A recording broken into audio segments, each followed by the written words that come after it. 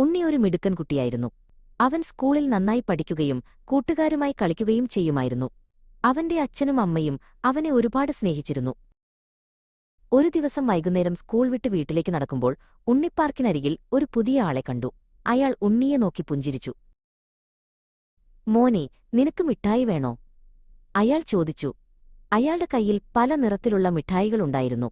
അവ കാണാൻ നല്ല ഭംഗിയുണ്ടായിരുന്നു. ഉണ്ണിക്ക് മിഠായി ഇഷ്ടമായിരുന്നു. പക്ഷേ ആ മിഠായികൾ അവനൊരു പുതുമയായിരുന്നു.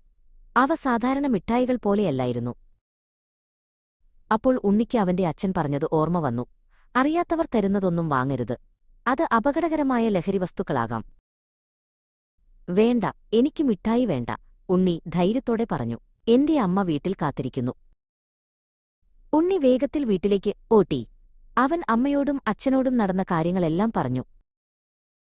"നീ ചെയ്തത് വളരെ നല്ല കാര്യമാണ്," അച്ഛൻ പറഞ്ഞു. "നീ ഒരു ധീരനായ കുട്ടിയാണ്. ലഹരിവസ്തുക്കൾ നമ്മുടെ ആരോഗ്യത്തിന് വളരെ ദോഷകരമാണ്."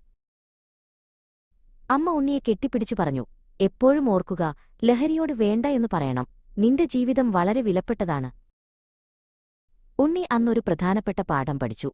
അപകടകരമായ കാര്യങ്ങളോട് വേണ്ട എന്ന് പറയാൻ ഒരിക്കലും ഭയപ്പെടരുത്. സന്തോഷവും ആരോഗ്യവുമുള്ള ജീവിതമാണ് ഏറ്റവും വലിയ സമ്മാനം.